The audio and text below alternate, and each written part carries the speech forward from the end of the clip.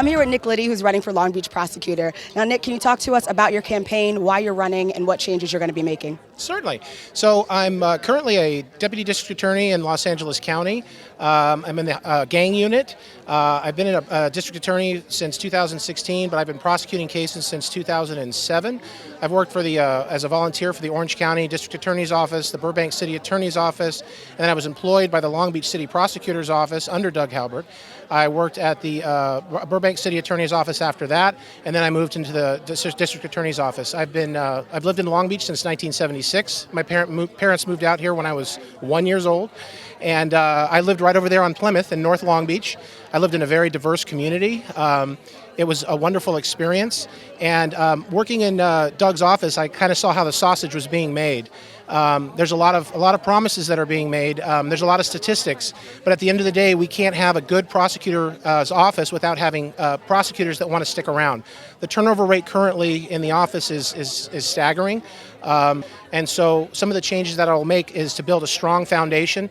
I have a lot of experience, prosecutorial experience, no political experience, but I'm doing the best I can, and I think that we need these things to happen so that we can start confronting the major issues, which is the homelessness issue, gun crime. I'm going to focus on that. We also need to start worrying about DUIs. We're coming out of the pandemic now. People are going back to bars. They're drinking, and we're going to have issues with that. I guess my three words that I would describe myself is compassion, empathy, love, tempered by justice and transparency. And that's really what I'm focusing forward on this campaign. So I think two of the main issues right now is our homelessness issue, and secondly, our gang issue. And one of the problems with working in the District Attorney's Office in the gang unit, I found out that what gang members will often do in rival gang territory is they'll do what's called hunting.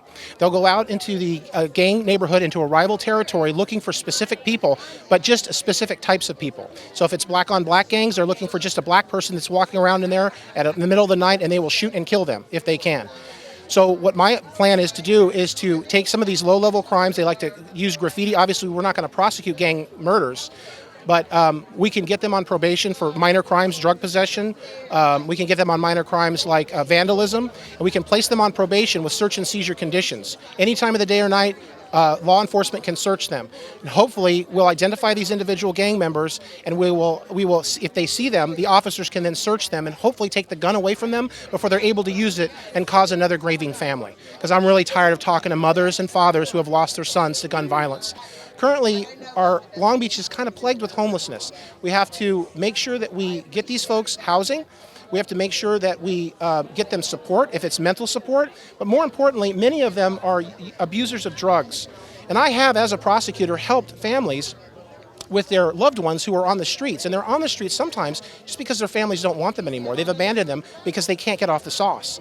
And so we let them dry out in jail for a couple of weeks and then give them an opportunity, because one of the hardest things with addiction is stopping originally. Addiction is something that is terrible, and we can help. The other people that use these drugs are sometimes people who are just affluent and they have the money to buy the drugs. We treat those cases differently, because the money that's being received from these drugs is going right to the gang members. And it's emboldening them, it's allowing them to continue to do what they're doing, which is primarily killing people. And we need to put a stop to that. This is my first race ever. I don't really know what I'm doing, except that I'm a prosecutor, and I think it's time that our city, like I said, I worked in Doug's office. I know how the sausage was made.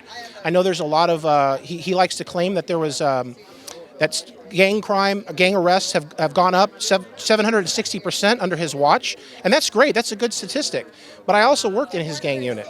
I worked under his gang prosecutor, and it was like a reverse, auction.